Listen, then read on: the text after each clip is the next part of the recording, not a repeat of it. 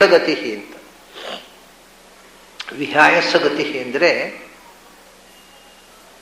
ಆಕಾಶದಲ್ಲಿ ಚಲಿಸುವ ಅಂತ. ನಾನು ಆಗ ಹೇಳಿದಂತ ಮಿಂಚು ಅನ್ನುವಾಗ ಹೇಳಿದ ಅರ್ಥವೇ.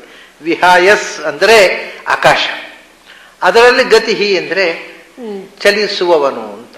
ಅಂದ್ರೆ ಯಾಕೆಂದರೆ ಈ ಆಕಾಶದಲ್ಲಿ ಎಲ್ಲಿ ಭಗವಂತ ಗತಿ ಇರುವವನಲ್ಲ, ಆಕಾಶದಲ್ಲಿ ಚಲಿಸುವವನು ಅಂತ ಹೇಳಿದ್ರಲ್ಲಪ್ಪ. ಆಕಾಶದಲ್ಲಿ ಎಲ್ಲಿ ಚಲಿಸ್ತಾ ಇದ್ದಾನೆ ಭಗವಂತ? ಅದಕ್ಕೊಂದು ಕಾರಣ ಉಂಟು ಹಾಗೆ ಹೇಳಲಿಕ್ಕೆ. ಏನು ಅಂದರೆ, ಭಗವಂತನಿಗೆ ಒಂದು ಹೆಸರನ್ನು ವಿಷ್ಣು ಸಹಸ್ರನಾಮ ಈ ಮೊದಲು ಹೇಳಿದೆ, ವರದೋ ವಾಯುವಾಹನ. ಅವನ ವಾಹನ ಯಾವುದು ಅಂದರೆ ಪ್ರಾಣದೇವರು, ವಾಯುದೇವರು. ವಾಯುದೇವರ ಮೇಲೆ ಕೂತು, ಯಾಕಂದ್ರೆ ಅದನ್ನು ರಾಮಾವತಾರದಲ್ಲಿ ರಾವಣನ ಹತ್ರ ಯುದ್ಧ ಮಾಡುವಾಗ ರಾವಣ ದೊಡ್ಡ ರಥದ ಮೇಲೆ ಕೂತು ಬಂದ, ಭಾರೀ ರಥ. ಇವನ್ ನೆಲದಲ್ಲಿ ನಿಂತಿದ್ದಾನೆ ರಾಮಚಂದ್ರ. ಏನು ಕಪಿಸೇನೆ ಜೊತೆಗೆ ಬಂದ. ಇವನ್ ರಥ ಕುದುರೆ ಏನು ತಂದೇ ಇಲ್ಲ. ಅವನ ಹತ್ರ ಚತುರಂಗದ ಸೇನೆ ಇದೆ, ಆನೆಗಳಿದ್ದಾವೆ, ರಥಗಳಿದ್ದಾವೆ, ಕುದುರೆಗಳಿದ್ದಾವೆ, ಸೈನಿಕರಿದ್ದಾರೆ, ಆಯುಧಗಳಿವೆ, ರಾಕ್ಷಸರ ದೊಡ್ಡ ಅಸಂಖ್ಯವಾದ ಪಡೆ ಇದೆ. ಇವನ ಹತ್ರ ಒಂದಿಷ್ಟು ಕಪಿಗಳು ಮತ್ತು ಇವು ರಾಮ. ಏನಿಲ್ಲ, ಆಯುಧಗಳಿಲ್ಲ. ಯಾಕೆಂದ್ರೆ ಕಪಿಗಳ ಹತ್ರ ಏನು ಆಯುಧ? ಅವ್ರಿಗೆ ಉಗುರೇ ಆಯುಧ ಅಷ್ಟೇ. ಆಯುಧ ಇಲ್ಲ, ರಥ ಇಲ್ಲ, ಆನೆ ಇಲ್ಲ, ಕುದುರೆ ಇಲ್ಲ, ಬರೇ ಕಪಿಗಳು.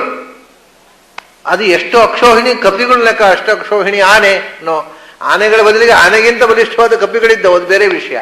ಆದರೆ ಇದ್ದದ್ದು ಕಪಿಗಳು.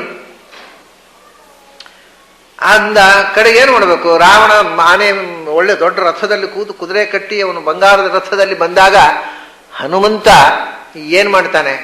ಅದು ಅನೇಕ ಕಡೆ ಭಗವಂತ ಅವನ ರಥದಲ್ಲಿ ಕೂತಾಗ ನೀನು ನೆಲದಲ್ಲೇ ಓಡಾಡಬಾರದು.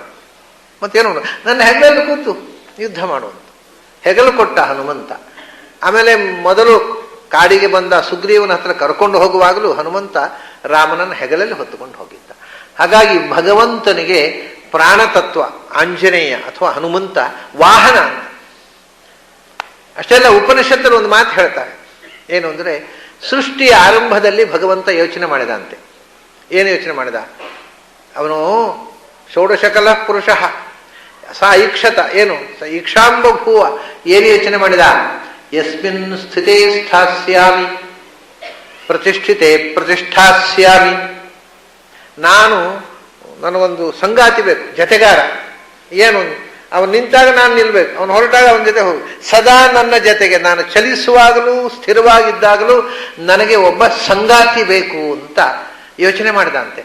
ಯೋಚನೆ ಮಾಡಿ ಸ ಪ್ರಾಣವ ಸೃಜತ, ಪ್ರಾಣದೇವರನ್ನು ಸೃಷ್ಟಿ ಮಾಡಿದ. ಆಮೇಲೆ ಉಳಿದವೆಲ್ಲ ಶ್ರದ್ಧಾಂ ಖಂ ವಾಯುರ್ಜ್ಯೋತಿರಾಪ ಪೃಥಿವಿ ಇಂದ್ರಿಯಂ ಮನೋ ಅನ್ನಮನ್ನಾದ್ವೀರ್ಯಂ ತಪೋ ಮಂತ್ರಾಕರ್ಮ ಲೋಕಾಹ ಲೋಕೇಶು ನಾಮಚ. ಇಡೀ ಪ್ರಪಂಚ ಸೃಷ್ಟಿ ಆಯಿತು. ಮೊದಲು ಸೃಷ್ಟಿ ಮಾಡಿದ್ದು ಪ್ರಾಣದೇವರನ್ನ.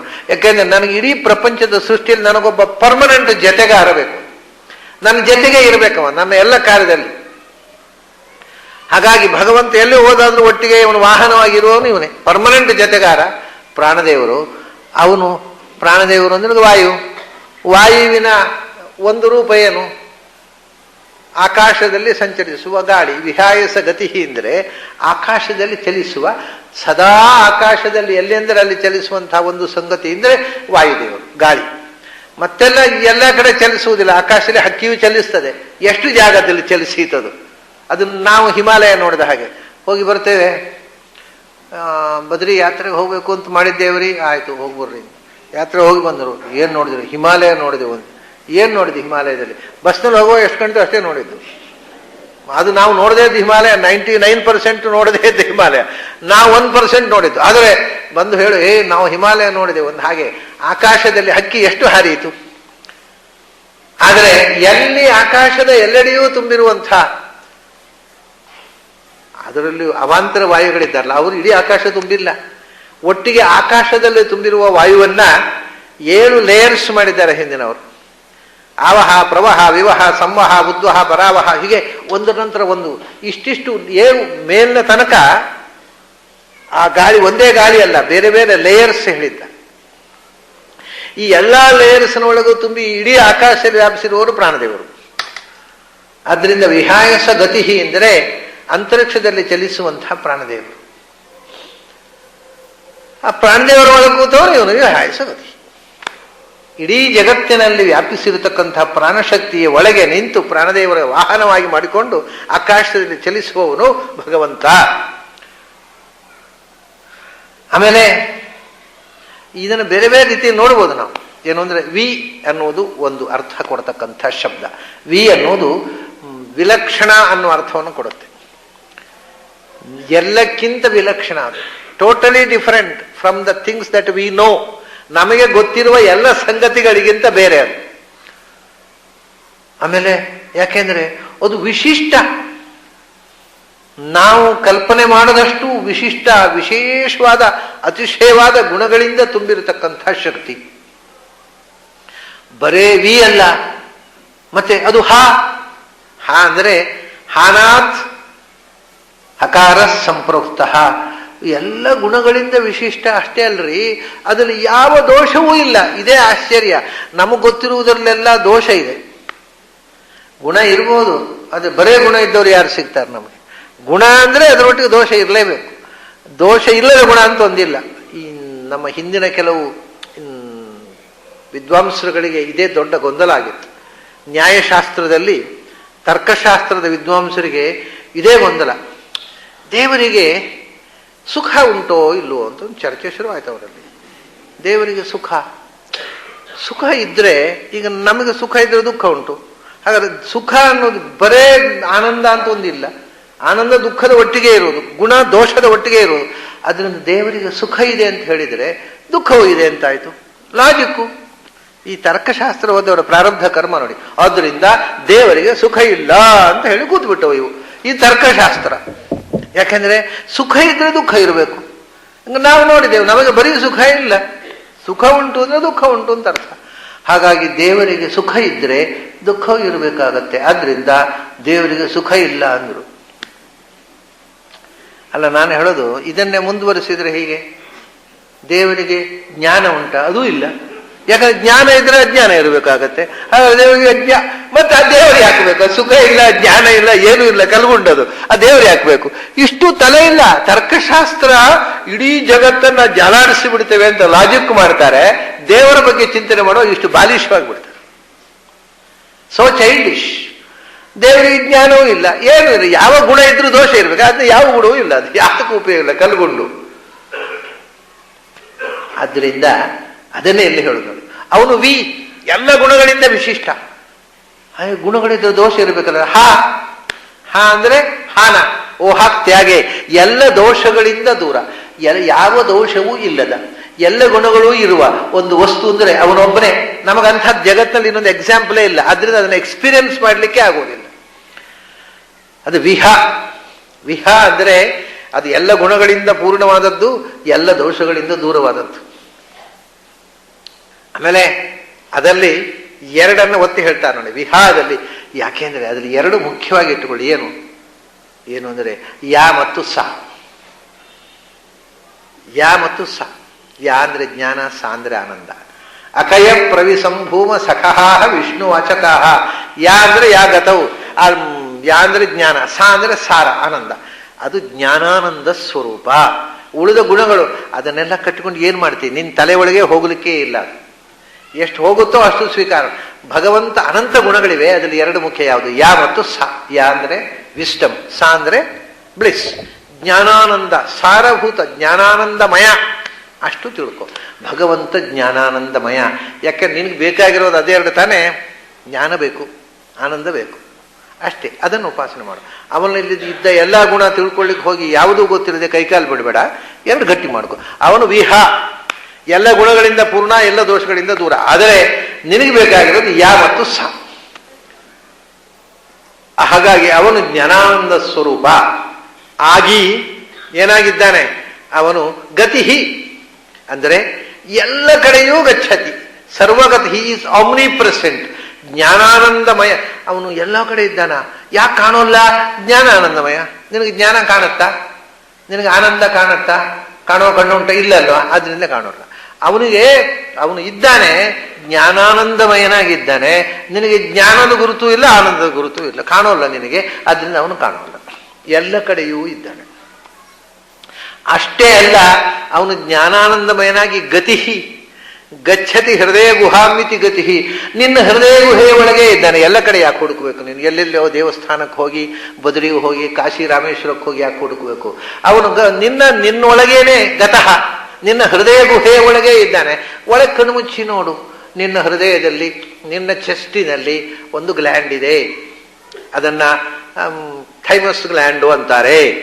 ಕೇಳಿದ್ದೇವೆ, ಟೆಕ್ಸ್ಟ್ ಬುಕ್ಕಿನಲ್ಲಿ ಉಂಟು. ದೇರ್ ಆರ್ 7 ಡಕ್ಲೆಸ್ ಗ್ಲ್ಯಾಂಡ್ಸ್ ಅಂತ.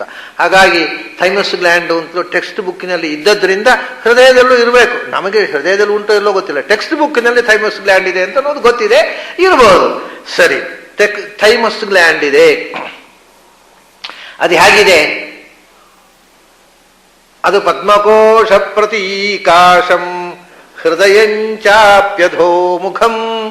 ಅದನ್ನು ಋಷಿಗಳು ಹೇಳಿದರು.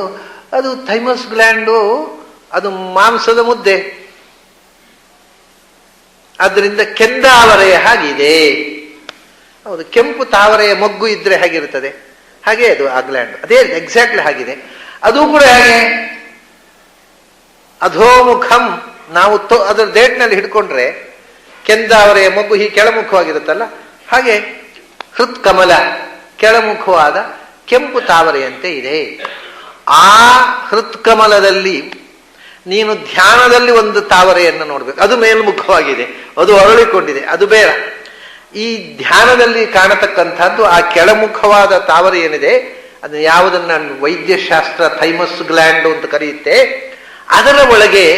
ಅದರ ಒಳಗೆ ತಸ್ಯಾಂತೆ ಸುಶಿರಂ ಸೂಕ್ಷ್ಮಂ, ಒಂದು ಸೂಜಿ ಮನೆಯಂತಹ ಸಣ್ಣ ಸ್ಪೇಸ್ ಇದೆ. ಅದರಲ್ಲಿ ಇಡೀ ವಿಶ್ವವನ್ನು ಧಾರಣೆ ಮಾಡಿದ ಭಗವಂತ ಇದ್ದಾನೆ. ಸೊ ಅಲ್ಲಿರೋದು ಅದನ್ನು ನೋಡುವುದು. ವಿಹಾಯಸ ಗತಿ. ವಿಹಾಯಸ ಅಂದ್ರೆ ಹೃದಯಾಕಾಶ, ಅದರಲ್ಲೇ ಗತನಾಗಿದ್ದಾನಪ್ಪ. ಈ ಆಕಾಶದಲ್ಲೆಲ್ಲ ಹುಡುಕಬೇಡ. ಮತ್ತೆ ನಾನು ಈ ಆಕಾಶದಲ್ಲೇ ವಿಮಾನದಲ್ಲಿ ಕೂತು ತಿರುಗಿದ್ದೆ ಎಲ್ಲಿಯೂ ದೇವರು ಕಾಣಲಿಲ್ಲ. ಯಾಕೆ ಹುಡುಕಿ? ಈ ಒಳಗಿಂದ ಆಕಾಶ ಉಂಟಲ್ಲ, ಒಳಗಿನ ಆಕಾಶ ನೋಡು. ಅದು ನೋಡ್ಲಿಕ್ಕೆ ಗೊತ್ತಿಲ್ಲ ನಿನಗೆ. ಊರೆಲ್ಲ ತಿರುಗಿ ಏನು? ನಿನ್ನ ಒಳಗಿರುವ ಹೃದಯ ಆಕಾಶದಲ್ಲಿ. ಆ ಆಕಾಶ ಎಷ್ಟು ದೊಡ್ಡದು? ಸೂಜಿಯ ಮನೆ ಎಷ್ಟು ದೊಡ್ಡ ಒಂದು ಸ್ಪೇಸ್. ಅದರಲ್ಲಿ ತಸ್ಮಿನ್ ಸರ್ವಂ, ಇಡೀ ವಿಶ್ವಶಕ್ತಿ ಅದರಲ್ಲಿದೆ. ಅದನ್ನು ವಿಹಾಯಸ ಗತಿ. ಆಮೇಲೆ ತಿಳ್ಕೊಂಡ್ರೆ ಏನು ಅಂದ್ರೆ ಗತಿ, ನಿನಗೆ ಮತ್ತೆ ಭಗವಂತನನ್ನು ಹೋಗಿ ಸೇರುವುದಕ್ಕೆ ನಿನ್ನನ್ನು ತನ್ನ ಪಾದದ ಬಳಿಗೆ ಕರ್ಕೊಳ್ಳತಕ್ಕಂಥ ಇಡೀ ವಿಶ್ವಕ್ಕೆ ಗತಿ ಅಂದ್ರೆ ನೆಲೆ, ಶೆಲ್ಟರ್, ಆಶ್ರಯ. ಇಡೀ ವಿಶ್ವಕ್ಕೆ ಆಶ್ರಯ ಕೊಡುವವ, ನಿನಗೂ ಆಶ್ರಯ ಕೊಡ್ತಕ್ಕಂಥ ನಿಲ್ದಾಣ ಅದು ವಿಹಾಯಸ ಗತಿ. ಇದು ಆ ಒಂದೊಂದು ಅಕ್ಷರವನ್ನು ಬಿಡಿಸಿಕೊಂಡು ನಾವು ಅರ್ಥ ಮಾಡಬೇಕಾದಂಥ ರೀತಿ. ಆಮೇಲೆ ಅವನು ಏನಪ್ಪ, ಹೆಂಗೆ ಅವನು ನೀವು ಹೇಳಿದರೆ ಅವನು ಜ್ಞಾನಾನಂದ ಅಂತ. ಅವನು ಕಾಣೋಲ್ಲಲ್ಲ ಅಂದರೆ ಕಾಣ್ತಾನಪ್ಪ, ಕಾಣ್ತಾನೆ. ಯಾಕೆ ಕಾಣೋಲ್ಲ? ಅವನು ಬೆಳಕು, ಜ್ಯೋತಿ. ನಿನಗೆ ಸೂರ್ಯ ಕಾಣ್ತಾನೆ, ಚಂದ್ರ ಕಾಣ್ತಾನೆ, ಅದು ಬೆಳಕು ಕಾಣುವ ಶಕ್ತಿ ಇದೆ ನಿನಗೆ. ಅವನು ಯಾಕೆ ಕಾಣೋಲ್ಲ? ಯಾಕೆ ಕಾಣೋಲ್ಲ ಅಂದರೆ ಸೂರ್ಯನಿಗಿಂತಲೂ ಪ್ರಖರವಾದ ಬೆಳಕು ಅದು. ಆದ್ದರಿಂದ ನಿನಗೆ ನಮ್ಮ ಕಣ್ಣಿಗೆ ಒಂದು ಶಕ್ತಿ ಇದೆ ನೋಡಿ, ಒಂದು ಫ್ರೀಕ್ವೆನ್ಸಿ ಅಂತ, ಒಂದು ಶಬ್ದ, ಒಂದು ರೂಪ. ಆ ಕಣ್ಣಿಗೆ ಅದಕ್ಕಿಂತ ಕಮ್ಮಿ ಫ್ರೀಕ್ವೆನ್ಸಿ ಇದ್ರೂ ಅದು ಕಣ್ಣಿಗೆ ಕಾಣೋಲ್ಲ, ಹೆಚ್ಚಿದ್ರೂ ಕಾಣೋಲ್ಲ. ಹಾಗೆ ಕಿವಿಗೆ, ಕಣ್ಣಿಗೆ ಅದು ಗ್ರಹಣ ಮಾಡುವ ಶಕ್ತಿ ಇದೆ. ಆ ರೇಂಜ್ಗಿಂತ ಹೆಚ್ಚಿದ್ರೂ ಸೌಂಡ್ ಕೇಳಿಸೋಲ್ಲ, ಕಮ್ಮಿ ಇದ್ರೂ ಕೇಳಿಸೋಲ್ಲ. ಹಾಗೆ ಕಣ್ಣಿನ ರೇಂಜ್ಗಿಂತ ಆಚೆ ಹೋದ್ರು ನಿನ್ನ ಕಣ್ಣಿನ ರೇಂಜ್ಗಿಂತ ಪ್ರಖರವಾದ ಪ್ರಕಾಶ ಅದು. ಆದ್ರಿಂದ ಇದೇನಾಯ್ತು ಅಂದ್ರೆ ಹಗಲು ಹೊತ್ತು ಈಗ ನೀನು ಒಂಥರ ಗೂಬೆಗೂ ಸೂರ್ಯಪ್ರಕಾಶ ಇದ್ರೆ ಏನು ಕಾಣೋಲ್ಲ, ನಿನಗೆ ಸೂರ್ಯಪ್ರಕಾಶ ಕಾಣುತ್ತೆ, ಅದಕ್ಕಿಂತ ಪ್ರಕಾಶ. ಗೂಬೆದ್ದೇ ಒಂದು ಪ್ರಭೇದ ಅಷ್ಟೇ. ಗೂಬೆಗೆ ಕಾಣೋಲ್ಲ ಅಂತ ಇಲ್ಲ ಅನ್ನೋದ? ಹಗಲು ಹೊತ್ತು ಏನು ಕಾಣೋಲ್ಲ ಅಂತ, ಗೂಬೆ ಕಾಣೋಲ್ಲ ಅಂತ ಬೆಳಕೆ ಇಲ್ಲ ಅನ್ನೋದ? ನಮ್ಗೆ ಕಾಣುತ್ತಲ್ಲ. ಹಾಗೆ ನೀನು ಈ ಗೂಬೆಯಂತೆ ಬದುಕ್ತಾ ಇದ್ದಿ. ಈ ಸೂರ್ಯನ ಬೆಳಕಿನ ಆಚೆಗೆ ಇರುವ ಬೆಳಕನ್ನ ನೋಡುವುದಕ್ಕೆ ಅಭ್ಯಾಸ ಮಾಡುವುದು. ಅದನ್ನು ನೋಡುವುದಕ್ಕೆ ಅಭ್ಯಾಸ ಅಂದರೆ ಈ ಕಣ್ಣಿಗೆ ಕಾಣೋಲ್ಲ ಅದು. ನಿನ್ನ ಸ್ವರೂಪದ ಅಂತರಂಗದ ಒಳಗಣ್ಣಿನಿಂದ ನೋಡು. ಒಳಗಣ್ಣಿನ ನೋಡಿದ್ರು ಕಾಣಬೇಕಾದ್ರೆ ಮೊದಲು ಅವನು ಕಾಣಿಸ್ಕೋಬೇಕು. ಅವನ ಅನುಗ್ರಹ ಇರದೆ ನಮ್ದು ಆಗುದಿಲ್ಲ. ಅದರಿಂದ ಅವ್ರು ಹೇಳಿದ್ರು, ಹಿರಣ್ಮಯೇನ ಪಾತ್ರೇಣ ಸತ್ಯಸ್ಯಾಪಿ ಹಿತಂ ಮುಖಂ ತತ್ವಂ ಪೂಷನ್ನಪಾವೃಣು ಸತ್ಯಧರ್ಮಾಯ ದೃಷ್ಟಯೇ ಪೂಷನ್ನೇ ಕರ್ಷೇ ಯಮಸೂರ್ಯ ಪ್ರಾಜಾಪತ್ಯ ವ್ಯೂಹ ರಶ್ಮೀನ್ ಸಮೂಹ ತೇಜೋ ಯತ್ತೇ ರೂಪಂ ಕಲ್ಯಾಣತಮಂ ತತ್ತೇ ಪಶ್ಯಾಮಿ ಯೋಸಾವಸೌ ಪುರುಷ ಸೋಹಮಸ್ಮಿ. ಮೊದಲೇ ನಿನ್ನ ಸೂರ್ಯಮಂಡಲದ ಆಚೆಗೆ ನೀನು ಕೂತ್ಬಿಟ್ಟಿದ್ದೀಯಲ್ಲಪ್ಪ, ಯಾವಾಗಲೂ ಬೆಳಕಿನಿಗೆ ಕಾಣುತ್ತೆ ಅಂತಾರೆ. ಈಗ ಏನಾಗಿದೆ ಅಂದರೆ ಈ ಬೆಳಕಿನ ಜೋರು ಲೈಟು, ಸೋಡಿಯಂ ಲೈಟು, ಇನ್ನೊಂದು ಯಾವುದೊಂದು ಪ್ರಖರವಾದಂತಹ ಬಲ್ಬ್ ಹಾಕಿಬಿಟ್ಟು 400 ವ್ಯಾಟ್ಸ್ ಬಲ್ಬ್ ಲೈಟ್ ಹಾಕಿಬಿಟ್ರೆ ಅದಕ್ಕೆ ಹೀಗೆ ಹತ್ತಿರ ಹೋಗಿ ನಿಂತುಬಿಟ್ರೆ ಕಣ್ಣೇನಾಗುತ್ತೆ? ಏನೂ ಕಾಣೋದಿಲ್ಲ ಆಮೇಲೆ. ಹಾಗೆ ನಮಗೆ ಈ ಸೂರ್ಯ ಇರೋದರಿಂದ ನೀನು ಕಾಣದ ಹಾಗಾಗಿದೆ. ಸೂರ್ಯನಿಂದ ಕಾಣುತ್ತೆ ಅಂತಾರೆ, ನೀನು ಕಾಣದಂತೆ ಆದದ್ದು ಈ ಸೂರ್ಯ ಇರೋದರಿಂದ. ನಮಗೆ ಈ ಸೂರ್ಯ ಬೇಡ, ಸೂರ್ಯನ ಆಚೆಗಿರುವ ನಿನ್ನ ಬೆಳಕು ಬೇಕು ಅಂತಾರೆ. ಅವರ ಕಳಕಳಿ ನೋಡಿ. ಪೂಷನ್ ಏಕರ್ಷೇ ಯಮ ಸೂರ್ಯ ಪ್ರಾಜಾಪತ್ಯ ವ್ಯೂಹರಶ್ಮೀನ್. ನಿನ್ನ ಆ ಸೂರ್ಯನ ಕಿರಣಗಳೇನಿವೆ ಅವುಗಳೆಲ್ಲ ಅತ್ತ ಸರಿಯಲಿ, ಕಣ್ಕುಕ್ಕುವ ಬೆಳಕು ಪಕ್ಕಕ್ಕೆ ಹೋಗಲಿ, ನನಗೆ ಅದು ಬೇಡ. ಮತ್ತೆ ಅದರ ಒಳಗಿರುವ, ಅದರ ಆಚೆಗಿರುವ ಯತ್ತೇ ರೂಪಂ ಕಲ್ಯಾಣತಮಂ ತತ್ತೇ ಪಶ್ಯಾಮಿ, ಅದರ ಒಳಗಿರುವ ನಿನ್ನ ಮಂಗಳಮಯವಾದ ಬೆಳಕು ನಾನು ನೋಡಬೇಕು. ಈ ಕಣ್ಕುಕ್ಕುವ ಬೆಳಕು ಬೇಡ. ಇದಕ್ಕಿಂತ ಪ್ರಖರ ಬೆಳಕು ಅದು ಅಂತಿ, ಮತ್ತೆ ಅದನ್ನು ನೋಡಿದರೆ ನಿನ್ನ ಕಣ್ಣು ಅದು ವಿಶೇಷ. ಒಳಗೆ ಕಾಣುತ್ತೆ, ಅದು ಹೊರಗೆ ಮಾತ್ರ ಅಲ್ಲ. ಸೂರ್ಯನಿಗಿಂತಲೂ ಮಿಗಿಲಾದ, ಗೀತೆಯಲ್ಲಿ ಹೇಳಿದನಲ್ಲ, ದಿವಿ ಸೂರ್ಯ ಸಹಸ್ರಸ್ಯ, 1000 ಸೂರ್ಯನು ಉದಿಸಿದ್ರೆ ಎಷ್ಟು ಬೆಳಕೋ ಅಂಥ ಬೆಳಕನ್ನು ನೀನು ಒಳಗಿನಿಂದ ನೋಡ್ಲಿಕ್ಕಾಗತ್ತೆ. ಅಯ್ಯೋ ಸುಟ್ಟೆ ಹೋಗಲ್ವ ಒಳಗೆ, ಹಾರುಟು ಗೀರುಟು ಮತ್ತೆ ಉಪಯೋಗವೇ ಇಲ್ಲ, ಬರ್ನಾಗೋದೀತು ಇಲ್ಲ. ಯಾಕೆಂದ್ರೆ ಸೂರ್ಯನಿಗಿಂತ ಪ್ರಖರ. ಆದರೆ ಅಪ್ಪ ನೀನು ಅನುಭವಿಸಿದರೆ ಈ ಮಾತು ಅರ್ಥ ಆಗತ್ತೆ. ಚಂದ್ರನಿಗಿಂತ ತಪ್ಪು, ಸುಡೋಲ್ಲ ಅದು. ಚಂದ್ರನಿಗಿಂತ ತಂಪು, ಅದು ವಿಚಿತ್ರ ಬೆಳಕು. ಸೂರ್ಯನಿಗಿಂತ ಪ್ರಖರ, ಆದರೆ ಚಂದ್ರನಿಗಿಂತಲೂ ತಂಪಪ್ಪ. ಸುಡುತ್ತೆ, ಸುಡೋಲ್ಲ ಅಂತಲ್ಲ. ನಾವು ದುಷ್ಟರಾದ್ರೆ ಸುಟ್ಟೇ ಬಿಡ್ತೇವೆ. ಛಾಯಾ ರಕ್ಕಸರಾಗಿ ನಾವು ಹಿರಣ್ಯಕಶಿಪೋ ರಾವಣನೋ ಆದರೆ ಅದು ಸೂರ್ಯನಿಗಿಂತ ಪ್ರಖರ, ನಮ್ಮನ್ನು ಸುಟ್ಟೇ ಬಿಡುತ್ತೆ. ನಾವು ಶರಣಾಗತರಾದರೆ ಅದು ಚಂದ್ರನಿಗಿಂತಲೂ ತಂಪು, ಬೆಳದಿಂಗಳಿಗಿಂತಲೂ ತಂಪು. ಛಾಯಾತಪವು ಬ್ರಹ್ಮವಿದೋ ವದಂತಿ. ಅಂಥ ವಿಹಾಯ ಸಗತಿ ಜ್ಯೋತಿ. ನೀನು ಒಳಗಣ್ಣಿನಿಂದ ನೋಡು, ಅದು ಎಲ್ಲ ಕಡೆಯೂ ತುಂಬಿದೆ, ಬೆಳಕಾಗಿ ನಿನಗೆ ಕಾಣುತ್ತೆ. ಈ ಕಣ್ಣಿಗೆ ಕಾಣೋಲ್ಲ ಅಂದ್ರೆ ಇದು ಮಟೀರಿಯಲ್ ಲೈಟ್ ಅನ್ನು ಮಾತ್ರ ಕಾಣುತ್ತೆ. ಇದು ನಾನ್ ಮಟೀರಿಯಲ್ ಜ್ಞಾನಾನಂದಮಯವಾದ ಬೆಳಕು. ಇದನ್ನು ಕಾಣಬೇಕಾದ್ರೆ ನಿನ್ನ ಜ್ಞಾನಾನಂದಮಯವಾದ ಆತ್ಮಸ್ವರೂಪ ಜಾಗೃತ ಆಗಬೇಕು. ನಿನ್ನ ಆತ್ಮಸ್ವರೂಪದ ಕಣ್ಣಿನಿಂದ ನೋಡು, ಆಗ ಆ ಬೆಳಕು ಕಾಣುತ್ತೆ. ಅದು ಜ್ಯೋತಿ. ಅದು ನಿನಗೆ ಗೊತ್ತಿರಲಿ ಗೊತ್ತಿಲ್ಲದೆ ಇರಲಿ, ನೀನು ಅದನ್ನು ನೋಡದೇ ಬಿಡು. ಇವಾಗ ಒಂದು ಕೆಂಡ ಇರುತ್ತೆ, ಅದಕ್ಕೆ ಬೂದಿ ಮುಚ್ಚಿರುತ್ತೆ. ನಮಗೆ ಕೆಂಡ ಕಾಣಿಸೋದೇ ಇಲ್ಲ, ನಮ್ಗೆ ಬೂದಿ ಕಾಣಿಸುತ್ತೆ. ಬೂದಿ ರಾಶಿ ಅದೇ ಕೆಂಡ ಇರುತ್ತೆ. ಅದು ಬೂದಿ ನಮಗೆ ಗೊತ್ತೇ ಇಲ್ಲ ಅದು ಕೆಂಡ ಇದೆ ಅಂತ. ಇಲ್ಲ ಅಂತ ತಿಳ್ಕೊಂಡು ನಾವು ಕೈ ಇಡ್ತೇವೆ, ಸುಡುತ್ತೋ ಇಲ್ಲೋ. ಅದ್ರ ನಿನಗೆ ಗೊತ್ತಿರಲಿ ಗೊತ್ತಿಲ್ಲದೆ ಇರಲಿ, ನೀನು ಅದನ್ನು ನೋಡದೇ ಇರು. It is functioning. ಅದ್ರ ಕೆಲಸ ಅದು ಮಾಡ್ತಾ ಇರ್ತೇನೆ. ನೀನು ಕೈ ಸುಡೋದೇ ಅದ್ರ ಮೇಲೆ. ನನಗೆ ಗೊತ್ತಿರಲಿಲ್ಲ ಅಂದ್ರೆ ಅದು ಗೊತ್ತಿದೆ ಸುಡಬೇಕು ಅಂತ, ನಿನಗೆ ಇಡಬೇಕು, ನಿನಗೆ ಅದು ಬೆಂಕಿ ನಿನಗೆ ಗೊತ್ತಿದ್ರೆ ಅದು ಗೊತ್ತಿದೆ, ಅದು ಸುಡೋ ಕೆಲಸ ಮಾಡಿಯೇ ಮಾಡುತ್ತೆ. ಹಾಗೆ ಹೇಳ್ತಾರೆ ಜ್ಯೋತಿ ಅಂತ. ಜ್ಯೋತಿ ಅಂದ್ರೆ ಬಹಳ ವಿಚಿತ್ರವಾದ ಶಬ್ದ ಇದು. ಸಂಸ್ಕೃತದಲ್ಲಿ ಜ್ಯ ಅಂತಂದ್ರೆ ಅರ್ಥ ಅಂತ ಅರ್ಥ. ಭೂಮಿ. ಜ್ಯ ಅಂದ್ರೆ ಭೂಮಿ, ಊತಿ ಅಂದ್ರೆ ರಕ್ಷಣೆ, ಅವನ ಪ್ರೊಟೆಕ್ಷನ್. ಈ ಇಡೀ ಭೂಮಿ ಅವನ ರಕ್ಷಣೆಯಲ್ಲಿದೆಯಪ್ಪ ಅಂದರು. ಜ್ಯೋತಿ ಅಂದ್ರೆ ಈ ನೆಲದ ರಕ್ಷಣಾ ಶಕ್ತಿ, ಈ ನೆಲವನ್ನು ರಕ್ಷಿಸ್ತಾ ಇರುವವನು ಅವನು. ಯಾಕೆ ಅಂದರೆ ಯೋಚನೆ ಮಾಡು. ಅದಕ್ಕೆ ವಿಹಾಯ ಸಗತಿ ಅಂತ ಹೇಳಿದ್ದು. ಈ ನೆಲ ಎಲ್ಲಿದೆ ನೋಡಿ, ಒಂದಕ್ಕೊಂದು ಲಿಂಕ್ ನೋಡಿ. ಈ ಭೂಮಿ ಜ್ಯ ಅಂದ್ರೆ ಭೂಮಿ, ಕ್ಷೋಣಿಹಿ ಜ್ಯ. ಈ ಭೂಮಿಯನ್ನ ಊತಿಹಿ ಅಂದ್ರೆ ರಕ್ಷಣೆ ಮಾಡುವವನು. ಈ ಭೂಮಿಯನ್ನ ಅವನು ರಕ್ಷಣೆ ಮಾಡ್ಕೊಂಡಿದ್ದಾನಪ್ಪ. ಏನ್ ರಕ್ಷಣೆ ಮಾಡ್ತಾ ಇದ್ದಾನೆ? ವಿಹಾಯ ಸಗತಿ ಎಂದ್ರು. ಅಂದ್ರೆ ಆಕಾಶದೆಲ್ಲ ತುಂಬಿ ಭೂಮಿಯಲ್ಲಿದೆ, ಭೂಮಿ ಆಕಾಶದಲ್ಲಿದೆ. ಅರೆ ಆಕಾಶದಲ್ಲಿ ಹೇಗುಂಟಯ್ಯ? ಅದು ಯಾಕೆ ಕುಸಿಯೋದಿಲ್ಲ? ನಿರಾಲಂಬವಾಗಿದೆ, ಯಾಕೆ ಕುಸಿಯೋಲ್ಲ ಆಕಾಶದಲ್ಲಿ? ಅವನು ಹೊತ್ಕೊಂಡಿದ್ದಾನಪ್ಪ. ಮತ್ತೆ ನಮಗನ ಆಕರ್ಷಣ ಶಕ್ತಿ ಅಂತ ಗ್ರಾವಿಟೇಷನ್ ಅಂತ ಹೇಳಿದ್ರು. ಹೌದು, ಗ್ರಾವಿಟೇಷನ್ ಕೊಟ್ಟವನು ಅವನೇ ಅಲ್ವಾ?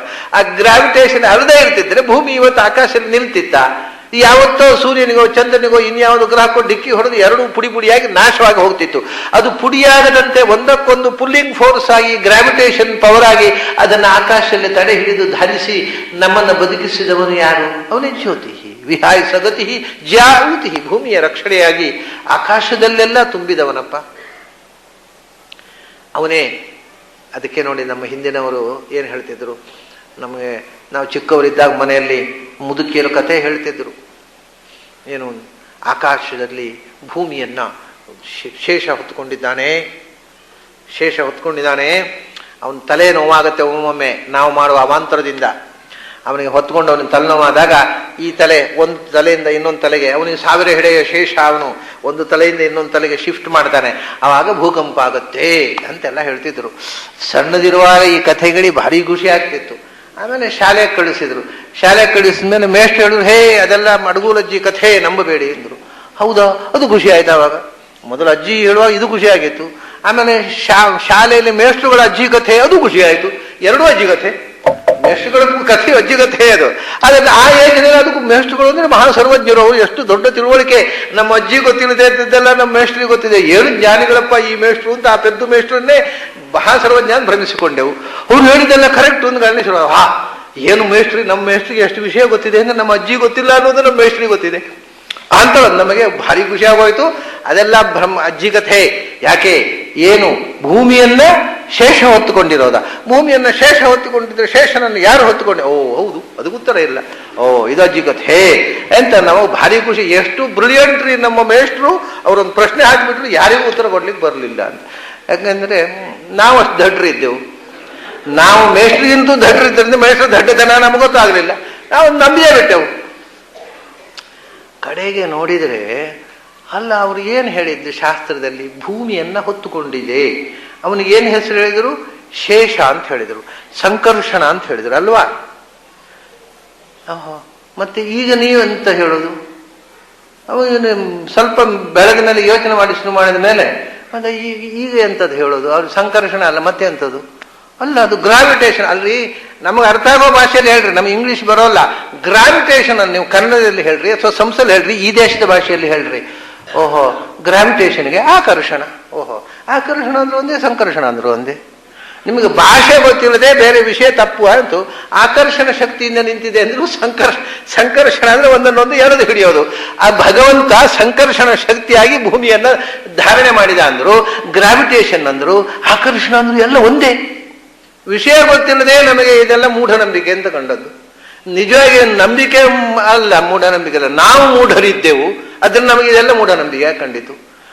ನಾವು ಮೂಢರಿದ್ದೆವು ಶಾಲೆ ಹೋಗುವಾಗ. ಶಾಲೆ ಹೋದ್ಮೇಲೆ ಶಾಲೆ ನಮ್ಮನ್ನು ಇನ್ನಷ್ಟು ಮೂಢರನ್ನಾಗಿ ಮಾಡಿ ಹೊರಗೆ ಕಳಿಸಿದ್ರು. ಸ್ವಲ್ಪ ಮೂಢರಿದ್ದೆವು, ಮಹಾಮೂಢರನ್ನಾಗಿ ಮಾಡಿ ನೀವು ಮಹಾಬುದ್ಧಿವಂತರು ಸರ್ಟಿಫಿಕೇಟ್ ಕೊಟ್ಟು ಕಳಿಸ್ಬಿಟ್ರು. ನಮಗೆ ಮಹಾಮೂಢರಾದ ಇರೋದು ಗೊತ್ತೇ ಆಗಲಿಲ್ಲ. ಸರ್ಟಿಫಿಕೇಟ್ ನೋಡಿ ನಾವು ಮಹಾಬುದ್ಧಿವಂತ ತಿಳ್ಕೊಂಡೆವು. ಅವರು ಇನ್ನಷ್ಟು ಪೆದ್ದರನ್ನಾಗಿ ಮಾಡಿ ನಿಮ್ಮ ಕಿಸೆಯಲ್ಲಿದ್ದ ದುಡ್ಡೆಲ್ಲ ದೋಚಿ ಮಹಾಮೂಢರನ್ನ ಮಾಡಿ ಹೊರಗೆ ಕಳಿಸಿದ್ರು. ನಮಗೆ ಸರ್ಟಿಫಿಕೇಟ್ ಸಿಕ್ಕಿದ ಗುಂಗಿನಲ್ಲಿ ಇದು ಒಂದು ಅರ್ಥವೇ ಆಗಲಿಲ್ಲ. ಮಹಾಬುದ್ಧಿವಂತರು ಅಂತ ತಿಳ್ಕೊಂಡೆವು. ಬರೇ ಅಜ್ಞಾನವನ್ನ ಸ್ಪ್ರೆಡ್ ಮಾಡಿದರು ಶಾಲೆಯಲ್ಲಿ. ನನಗೆ ಬಹಳ ಸಂತೋಷ ಕೊಟ್ಟ ವಿಷಯ ಒಂದಿದೆ. ನನ್ನ ಮಗಳು ಕಾಲೇಜಿಗೆ ಸೇರಿದ್ಲು ಹಿಂದೆ, ಸುಮಾರು ಹಳೆ ಕಥೆ. ಕಾಲೇಜಿಗೆ ಸೇರ್ಬೇಕಪ್ಪ, ಕಾಲೇಜಿಗೆ ಆಯ್ತು, ಕಾಲೇಜಿಗೆ ಸೇರಿದ್ಲು.